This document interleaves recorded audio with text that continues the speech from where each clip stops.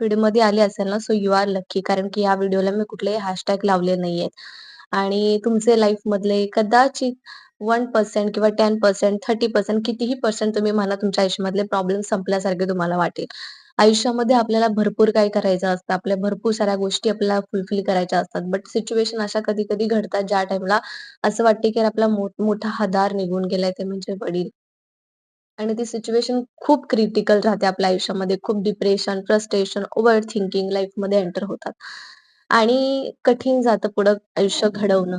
पण असं म्हटलं जातं ना, पास्टमध्ये जीवन आहे ना, फ्युचरमध्ये जीवन आहे. जीवन आहे आपलं प्रेझेंटमध्ये. ते बोलतात ना, जन्म घेणं आणि मरण हे आपल्या हातात नाही. पण जो मधला प्रवास आहे, तो जगणं हे आपल्या हातात आहे. म्हणजे आजचा दिवस जगणं हे आपल्या हातात आहे. आज आपल्या आयुष्यामध्ये काय घडतंय, त्याला ग्रेटफुल राहून जर आपण पुढे चालत राहिलो, तर आयुष्यामध्ये नक्कीच काहीतरी पॉझिटिव्ह घडेल. ही आशा ठेवून जर आपण आयुष्यामध्ये पुढे चालत राहिलो ना, तर कधी म्हणजे आपल्याला तरी नक्की समाधान मिळेल आणि कुठल्याही गोष्टीचा ताण आपल्या डोक्यावर राहणार नाही. त्यामुळे ना आयुष्यामध्ये ना प्रेझेंटमध्ये जगायला शिका आणि असं काहीच विचार नाही करायचा, फ्युचर प्लॅनिंग नाही करायचं. फक्त आजचा दिवस जगायचा. आजच्या दिवसामध्ये काय करायचंय ते फक्त पूर्ण करून टाकायचं. ही आशा ठेवून पुढे चालत राहायचंय. आयुष्य नक्कीच आपल्याला काही ना काहीतरी अनुभवायला देईल आणि ते चांगलंच असेल.